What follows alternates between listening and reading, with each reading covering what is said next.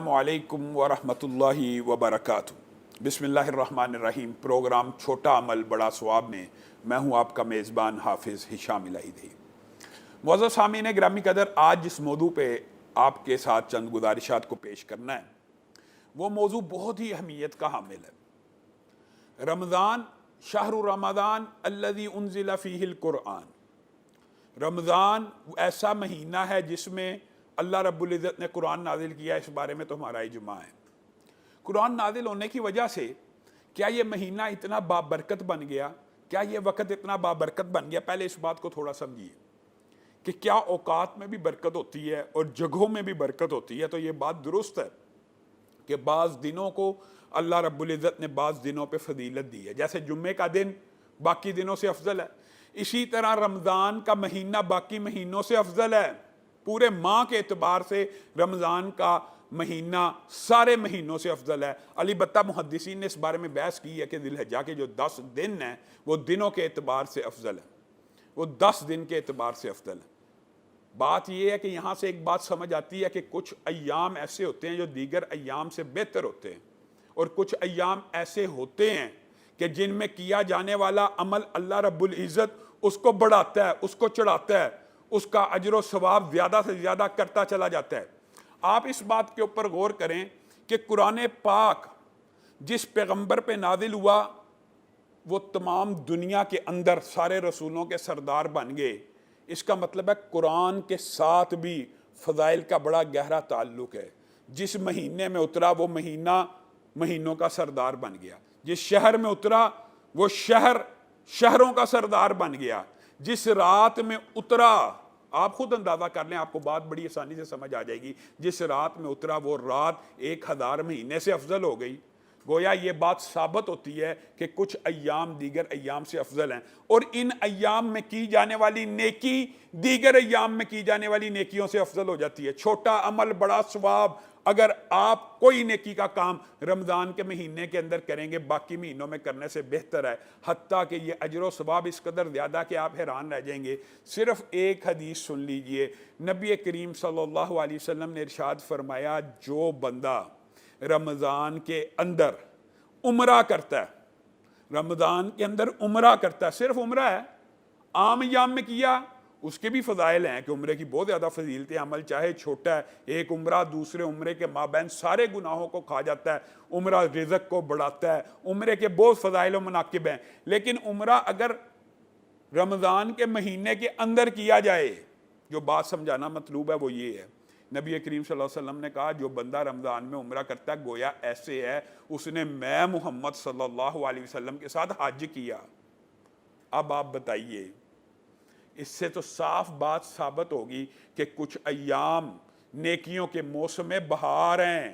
کتب علیکم الصیام کما کتب علی الذین من قبلکم لعلکم تتقون۔ یہ اللہ تعالیٰ نے آپ کے اور میرے لیے نیکیوں کا موسم بہار بنایا ہوا ہے، اس کو ہم نے ضائع نہیں کرنا۔ اس کے اندر کی جانے والی جتنی عبادات ہیں، جتنے اعمال ہیں، اگرچہ وہ چھوٹے ہیں لیکن ان کا اجر و ثواب بے حد زیادہ ہے۔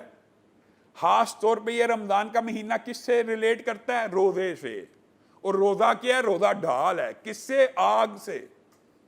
نبی کریم صلی اللہ علیہ وسلم نے کہا ہے کہ بندے کا ہر عمل 1 سے 10 سے 20 سے 70 سے 700 گنا تک جتنا اللہ چاہے ضرب ہوتا رہتا ہے، لیکن روزہ واحد ایسی نیکی ہے جس کے بارے میں کل قیامت کے دن اللہ رب العزت بھی اعلان فرما دیں گے، الصوم لی، روزہ میرے لیے ہے۔ کیوں میرے لیے اللہ کہہ رہا ہے؟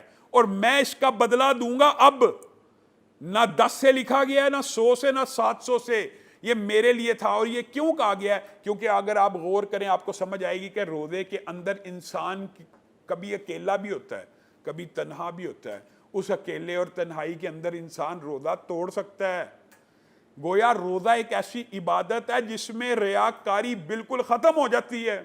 تنہائی میں کھا پی سکتا تھا، لیکن ایک اللہ کے لیے طاہر پکیزہ پانی نہیں پی رہا، ایک اللہ کے لیے پکیزہ کھانا نہیں کھا رہا، ایک اللہ کے لیے پکیزہ عورت کے پاس نہیں جا رہا۔ تو میرے بھائیوں، یہاں پہ یہ بات بھی غور کرنے کی ہے، سوچنے کی ہے، اگر اللہ کے لیے دودھ چھوڑ سکتے ہو تو سود نہیں چھوڑ سکتے؟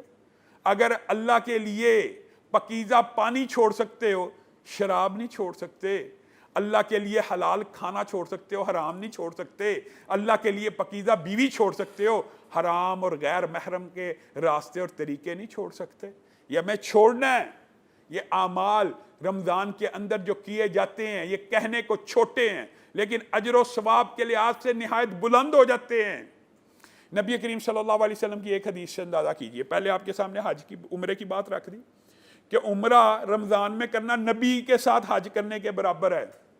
نبی کریم صلی اللہ علیہ وسلم نے کہا جو بندہ ایک نفلی روزہ رکھتا ہے نا، وہ 70 برس دور ہو جاتا ہے کس سے؟ آگ سے۔ یعنی ایک نفلی روزہ رکھا تو انسان کو 70 برس آگ نہیں چھو سکتی، یہ نبی کریم کی گارنٹی ہے، خالص اللہ کے لیے رکھ لیا۔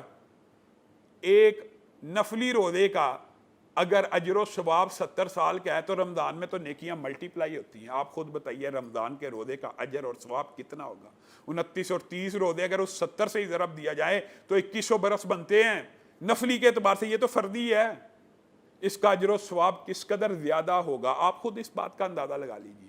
اور اللہ رب العزت کے فضل و کرم سے جو لوگ 20 25 سال سے روزہ رکھتے آئے ہیں، تو کیا اگر صرف نفلی عبادت کے اوپر آپ اس کیلکولیشن کو کریں تو 50,000 سال کا دن بھی اگر ہوگا وہ پار ہو جائے گا اور اللہ تعالیٰ اس کو آگ میں نہیں ڈالے گا، وہ بندہ تو کامیاب ہو گیا صرف 1 سال کا روزہ رکھ کے۔ اور یہ بات یاد رکھیے، یہ صحابہ کے مابین لمبا چوڑا واقعہ خلاصہ بیان کرتا ہوں۔ ایک ہی وقت 2 صحابہ ایمان لائے، ایک پہلے فوت ہو گئے، ایک بعد میں فوت ہو گئے۔ جو پہلے فوت ہوئے وہ جہاد کرتے ہوئے شہید ہوئے، جو بعد میں فوت ہوئے وہ طبی عمر میں فوت ہوئے، انہوں نے جہاد میں شہادت نہیں پائی۔ خواب آئی ایک صحابی کو کہ جو عام 1 سال طبی عمر پا کے فوت ہوا ہے وہ شہید سے اوپر ہیں، شہید بھی جنت میں لیکن ان کا درجہ شہید سے درجے سے اوپر ہے۔ صحابہ کے پاس مقدمہ لایا گیا کہ یہ خواب دیکھیے، یہ کیسے ہو سکتا ہے؟ تو نبی کریم صلی اللہ علیہ وسلم نے کہا وہ 1 سال زیادہ زندہ رہا، اس نے 1 سال کے زیادہ روزے نہیں رکھے ہوں گے۔ اب آپ خود بتائیے کہ ایک بندہ شہید ہو رہا ہے، کٹھے اسلام قبول کیا 2 صحابہ نے، کٹھے، ایک اپنی جان اللہ کی بارگاہ میں پیش کر رہا ہے اور ایک سال صرف زیادہ زندہ رہ کے اللہ رب العزت کی بارگاہ میں پیش ہو رہا ہے۔ تو نبی کریم کہہ رہے ہیں اس نے 1 ماہ زیادہ روزے رکھے ہیں اس سے۔ آپ بتائیے کہ اس کا اجر و ثواب کتنا ہوگا؟ من صام رمضان ایمانا و احتسابا غفر له ما تقدم من ذنبی۔ نبی کریم صلی اللہ علیہ وسلم نے فرمایا جس نے ایمان کے ساتھ اور احتساب کے ساتھ، احتساب کا مطلب اس بات کو جانتے ہوئے کہ میرا ایک رب ہے جو میری گرفت کر لے گا اگر میں روزہ نہیں رکھوں گا، ایک رب ہے جو گرفت کر سکتا ہے، کسی بھی وقت پکڑ سکتا ہے، جس کی بارگاہ میں کسی بھی وقت پیش ہو جانا ہے، اگر اس نے ایمان احتساب کے ساتھ روزہ رکھا غفر لہ ما تقدم من ذنبی، صرف 1 ماہ کا روزہ رکھ لینے سے نبی کریم کی بشارت ہے جو وحی کے تابع ہے، جو اپنی مرضی سے بولتے ہی نہیں، ساری سابقہ خطائیں اللہ رب العزت معاف کر دیتا ہے۔ معزز سامعین گرامی قدر، یہاں پہ لیتے ہیں چھوٹا سا وقفہ اور وقفے کے بعد اسی بات کو آگے بڑھائیں گے۔ ویلکم بیک، پروگرام میں ایک مرتبہ پھر خوش آمدید۔ معزز سامعین گرامی قدر، جیسے آپ کے سامنے اس حدیث کو رکھا کہ 1 ماہ کا روزہ رکھ لینے سے انسان کے سابقہ سارے گناہ معاف ہو جاتے ہیں، اسی طرح ایک حدیث یہ بھی ہے کہ من قام رمضان ایمانا و احتسابا غفر لہ ما تقدم من ذنبہ۔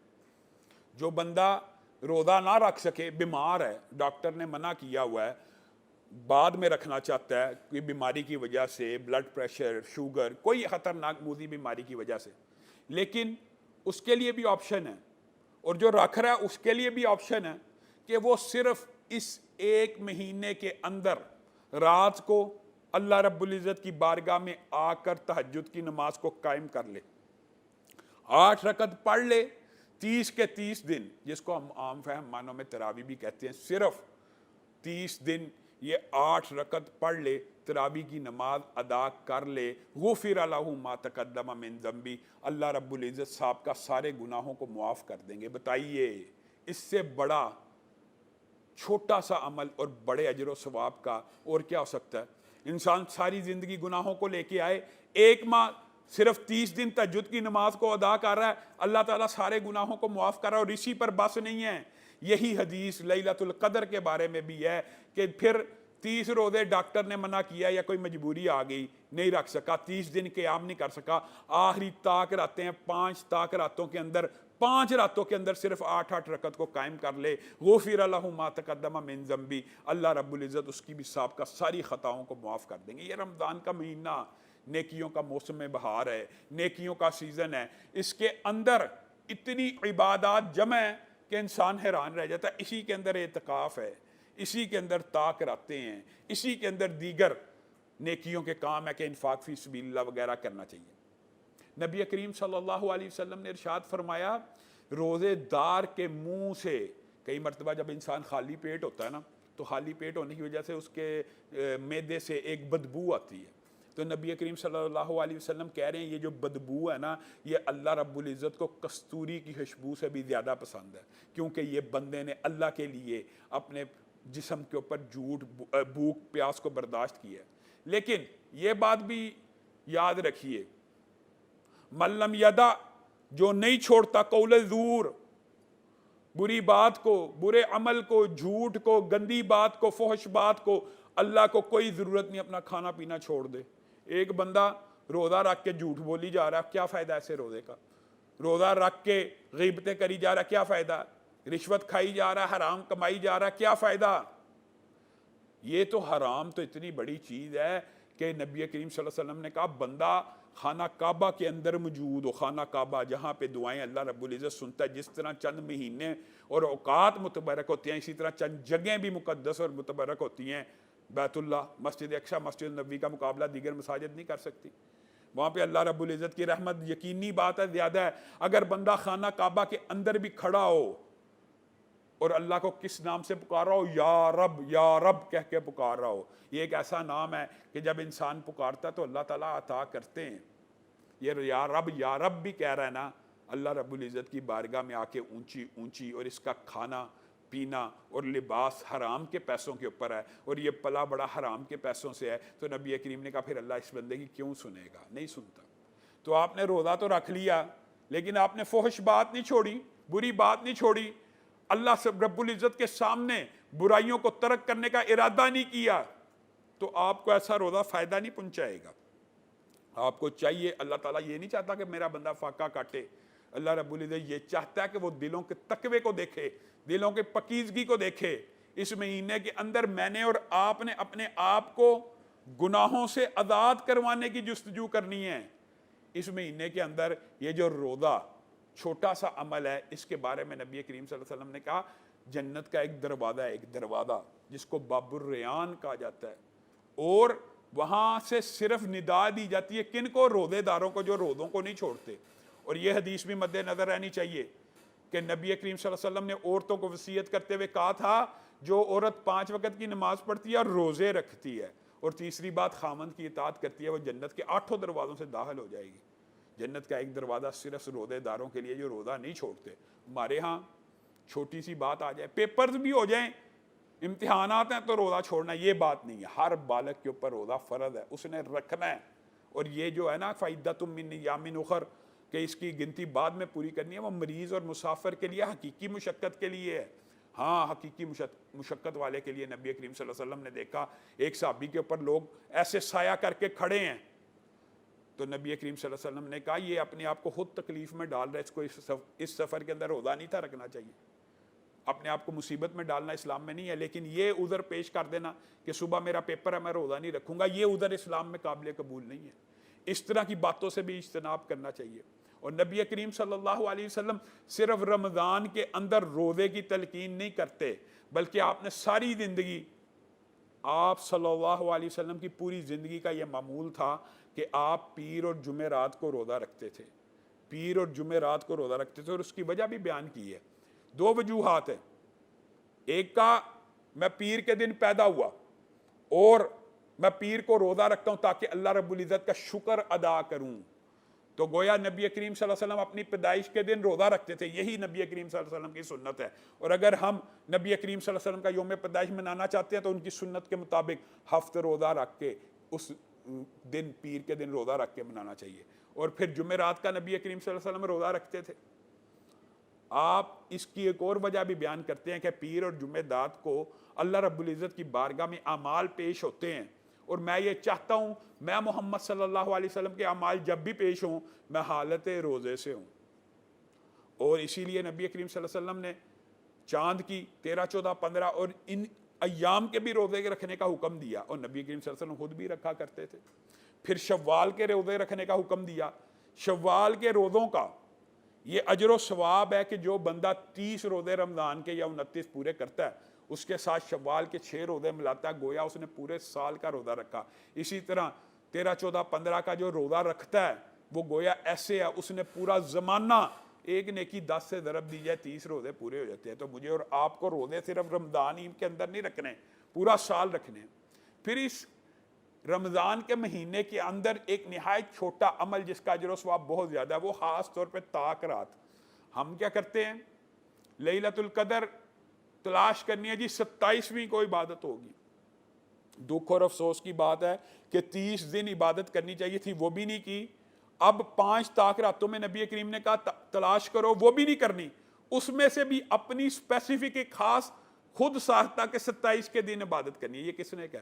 27 کی رات کو عبادت کرنی۔ آپ اگر پورا رمضان نہیں عبادت کر سکے، آپ 5 طاق راتوں میں تو عبادت کیجئے۔ اور محدثین مفسرین نے یہ کلیہ لکھ دی ہے کہ یہ ایک رات کی عبادت 1000 مہینے سے بہتر ہے۔ اس سے کیا مراد ہے؟ صحابہ نبی کریم کے پاس جاتے تھے، آپ ہمیں فلاں امت کا قصہ سناتے ہیں، ان کی عمریں بڑی زیادہ تھیں، یہ بھی بعض محدثین نے لکھا ہے۔ تو نبی کریم صلی اللہ علیہ وسلم نے کہا اللہ نے تمہیں ایک ایسی رات دے دی ہے جس کی ایک رات کی عبادت 1000 مہینے سے بہتر ہے، 80، 82 سال کی عبادت کے برابر ہے، تمہیں کیا ٹینشن ہے؟ زندگی میں جتنی مرضی دفعہ آئے۔ گویا اگر ہم چاہتے ہیں، میں اور آپ، آج آپ نے یہ کلیہ سیکھ لینا ہے، چھوٹا عمل بڑا ثواب۔ کیا؟ اگر آپ چاہتے ہیں آپ نے صرف 5 طاق راتوں کے اندر، ان 5 طاق راتوں میں کم از کم اس رات 1000 سے لے کے جو گنجائش ہو 10,000 تک صدقہ کیجئے، آپ کے نامہ اعمال میں لکھا جائے گا اس بندے نے 80 سال سے زائد ہر روز 1000 صدقہ کیا۔ ایک سپارہ پڑھیے، اس کے نامہ اعمال میں لکھا جائے گا اس نے 80 سال تک روزانہ ایک سپارہ پڑھا۔ آپ جمع کیجئے اعمال کو، چھوٹے چھوٹے اعمال، ان کا ایک چارٹ بنائیے کہ میں نے اس کے اندر 1000 روپیہ صدقہ بھی دینا ہے، ایک سپارہ بھی پڑھنا ہے، ایک یہ نیکی بھی کرنی ہے، یہ نفل بھی پڑھنا ہے، تہجد کی نماز بھی پڑھنی ہے، کسی غریب کے کام بھی آنا ہے۔ گویا یہ سارے کے سارے اعمال ایک مہینے میں جمع ہو جائیں تو اللہ رب العزت اس 5 راتوں کی عبادت کے بدلے میں 1000 مہینے کی عبادت بندے کے نامہ اعمال میں کر دیتا ہے۔ یہ بہت بڑی خوشخبری کی بات ہے، یہ بہت بڑی خوشی کی بات ہے، اور یہ وہ مہینہ ہے جو ایک دوسرے کے ساتھ ہمدردی کا۔ نبی کریم صلی اللہ علیہ وسلم نے فرمایا روزے کا ثواب صرف وہ نہیں لیتا جس نے روزہ رکھا ہوا ہے، بلکہ جو سحری اور افطاری کا انتظام کر رہا ہے، سبحان اللہ، قربان جائیں اللہ رب العزت کی نعمت پہ۔ چھوٹا سا عمل اور اجر و ثواب دیکھیں، جو کسی بندے کو روزہ رکھوا رہا ہے وہ بھی پورے کا پورا روزے کا ثواب حاصل کر رہا ہے، جو کسی کا افطار کروا رہا ہے وہ بھی پورے کا پورا